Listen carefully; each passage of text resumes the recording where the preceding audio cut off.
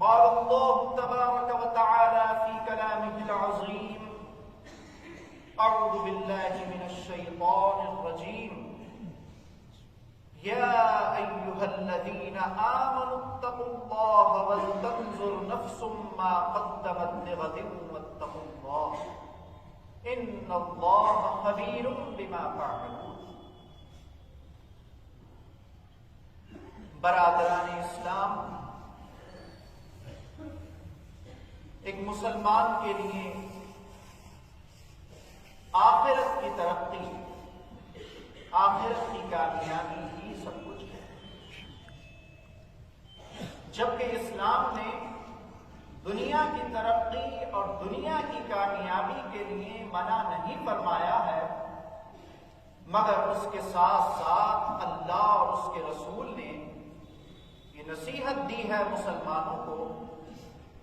کہ زیادہ خیال جو رکھو دین اور دنیا دونوں میں، وہ اپنی آخرت کی ترقی کرو. ایسا نہ ہو کہ تم دنیا حاصل کرنے میں نت نئے طریقوں سے دنیا کی ترقی کے راستے کھوجنے میں لگے رہو اور تمہارے ذہن و دل سے اپنی آخرت کو بنانے اور سنوارنے کا خیال بالکل نکل جائے. ایسا نہ ہو. اللہ تعالی نے مسلمان کو دنیا کی زندگی جو عطا فرمائی، وہ اس لیے ہی عطا فرمائی ہے کہ اس فانی زندگی میں کچھ آخرت کی تیاری بندہ پہلے سے کر کے رکھے، تاکہ جب اس کے موت کے سفر پر روانہ ہونے کا وقت ہو، یہاں سے وداعی کا وقت ہو، تو اس رخصتی کے وقت اس کو نادم، شرمندہ نہ ہونا پڑے اور پچھتانا نہ پڑے. بلکہ مومن وہ ہے کہ جب اس کا آخر وقت ہو تو وہ اپنی زندگی سے اتنا مطمئن ہو چلے کہ مسکراتا ہوا اپنی جان کو اپنے پروردگار کے حوالے کر دے. ہم آپ دیکھ رہے ہیں کہ یہ زمانہ فتنوں کا زمانہ ہے، فسادات کا زمانہ ہے. جا بجا نئی نئی شکلوں میں فتنے ہمارے سامنے آ کر کھڑے ہو رہے ہیں، اور بہت سے ناواقف، نادان مسلمان وقتی فائدوں کے لیے محض دنیا کی ترقی حاصل کرنے کے لیے جو چند روزہ ہے سب کچھ بھلا دیتے ہیں. کچھ یاد نہیں رکھتے کہ ایک دن مرنا بھی ہے اور اپنے پروردگار کو منہ بھی دکھانا. آج کل کے حالات دیکھ کر ایسا محسوس ہوتا ہے کہ گویا کہ اب کچھ غلط رہا ہی نہیں، سب کچھ صحیح ہو گیا. جس انسان سے، جس مسلمان سے آپ بات کریں تو اس نے اپنی سوچ اور اپنی فکر کا ایک الگ، ایک خاص پیمانہ بنا رکھا، جس کے مطابق وہ اپنی ہر جائز ناجائز بات کو، کاموں کو صحیح کرنے کی کوششوں پر خدا رکھتا ہے، اور یہ بالکل نہیں سوچتا کہ میں جو کچھ کر رہا ہوں، جو کچھ اپنی زبان سے نکال رہا ہوں، یہ چاہے میری نظر میں صحیح ہو، لیکن کیا یہ سب باتیں، یہ معاملات اللہ اور اس کے رسول کی نظر میں بھی صحیح ہیں یا نہیں؟ یہ سوچنے کی آج کسی کو توفیق نہیں. اسی کا نتیجہ ہے، اور اللہ کے رسول صلی اللہ علیہ وسلم کا فرمان سچ ہو رہا ہے کہ مسلمان جس قدر قرآن اور حدیث سے دور ہوتا چلا جائے گا اور دنیا میں اندھتا چلا جائے گا اور دنیا ہی کو سب کچھ اپنے لیے سمجھنے لگے گا، تو اسی قدر فتنوں اور فسادات میں مبتلا ہوتا چلا جائے. کون سا ایسا آج فتنہ ہے کہ جو مسلمان کو گھیرے ہوئے نہیں؟ جا بجا دشمنیاں، ایک دوسرے کی طرف سے دلوں میں نفرتیں، جھوٹ، غیبت، دل حسد اور کینہ پروری سے بھرے ہوئے، یہ سب فتنے نہیں تو اور کیا؟ اللہ کے رسول صلی اللہ علیہ وسلم نے ایک حدیث پاک میں یہ بات ارشاد فرمائی ہے، اور جب آج اس حدیث کو پڑھتے ہیں تو لگتا ہے شاید وہ زمانہ آ گیا،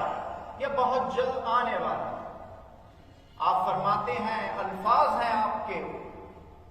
کہ یأتی علی الناس زمان الصابر فیہم علی دینہ کالقابض علی الجمر، فرماتے ہیں کہ ایک زمانہ مسلمانوں کے اوپر ایسا آنے والا ہے، اتنے فسادات، اتنی رسہ کشی، اتنی نفسا نفسی اس زمانے کے اندر ہوگی کہ ایک انسان کو اپنا دین بچائے رکھنا بڑا مشکل اور بھاری پڑ جائے گا۔ انسان اگر چاہے گا بھی کہ میں اپنے دین کو بچا کر اور اپنے دامن کو کانٹوں سے بچا کر یہاں سے نکل جاؤں تو بڑا مشکل ہو، اور بڑی اچھی مثال دیتے ہوئے فرماتے ہیں کہ اپنے دین کو بچا کر اس زمانے میں چلنا اتنا مشکل ہو جائے گا کہ اس کی مثال میں یہ دیتا ہوں، تم یہ سمجھ لو کہ جیسے کوئی انگارہ دہکتا ہوا اپنی مٹھی میں لے کر کھڑا ہو جائے۔ دہکتا ہوا انگارہ کوئی اپنے ہاتھ میں لے سکتا ہے؟ ہتھیلی پر بھی رکھے گا تو اس کی ہتھیلی جلے گی اور بے چین ہو جائے گا اور پھینک دے گا۔ جائے کہ اس دہکتے ہوئے انگارے کو مٹھی میں بھیج کر دبا کر رکھنا اور اس کے اوپر قائم رہنا۔ فرمایا کہ دین پر قائم رہنا اسی طرح ایک مسلمان کے لیے مشکل ہو جائے۔ صحابہ کرام عرض کیا کرتے تھے بعض موقعوں کے اوپر کہ یا رسول اللہ، بہت سی باتیں آپ ارشاد فرماتے ہیں، بہت سی باتیں آپ کی سن کر دل خوش ہوتا ہے، مطمئن ہوتا ہے، اور دل میں ایک امید بنتی ہے کہ اللہ اور اس کے رسول کا ماننے والا کتنا بھی گناہگار کیوں نہ ہو، لیکن پروردگار عالم ایک نہ ایک دن اس کے اوپر کرم ضرور فرما دے۔ لیکن بعض باتیں آپ کی اور بعض نصیحتیں آپ کی ایسی بھی ہوتی ہیں کہ جس کو سن کر دل بڑا بے چین اور غمزدہ ہو جاتا ہے۔ تو کچھ ایسی باتیں فرما دیجئے کہ جس سے معلوم ہو کہ کون سا مسلمان بہتر ہے۔ کوئی آسان طریقہ بھی بتائیے کہ جس کے اوپر ہم عمل کر لیں، کوئی ایسی آسان چند باتیں بھی آپ بتائیے کہ جس کو اپنانا اور ان کے اوپر عمل کرنا آسان ہو۔ تو نبی کریم صلی اللہ علیہ وسلم نے فرمایا کہ وہ انسان دنیا کے اندر بہتر انسان ہے کہ جو مفلس ہو، غریب ہو، معقول اس کے آمدنی کے ذریعے نہ ہو، اور بچے اور اولادیں بھی ہوں اس میں، لیکن پھر بھی وہ کھانے کی بڑی احتیاط رکھتا ہو۔ اللہ کے رسول صلی اللہ علیہ وسلم نے جب یہ جملہ ارشاد فرمایا تو صحابہ کرام نے عرض کیا، یا رسول اللہ، کھانے کی احتیاط رکھتا ہو؟ یہ بات ہم نہیں سمجھ پائے۔ تو آپ نے فرمایا کہ اس کا مطلب یہ ہے کہ باوجود مفلسی اور ناداری کے، اور باوجود اس کے کہ اس کے بچے ہیں، گھریلو ذمہ داریاں اس کے کاموں پر ہیں، مگر پھر بھی وہ کمانے کے اندر، کھانے کے اندر حلال اور حرام کا خیال رکھتا۔ اس زمانے کے اندر نظر اٹھا کر دیکھیے کہ کتنے ایسے مسلمان ہیں کہ جو مفلس بھلے ہی نہیں ہیں، اللہ نے ہر ایک کو اس زمانے کے اندر ہر ایک کی وسعت اور گنجائش کے مطابق مال عطا فرمایا۔ ہر مسلمان، ہر انسان سہولت اور آسانی کے ساتھ زندگی گزار رہا ہے، مگر پھر بھی انسان پریشان بھی نظر آتا ہے، اور یہ کہتا نظر آتا ہے کہ ارے صاحب، اگر ہم اتنا حلال اور حرام کا خیال کرنے لگے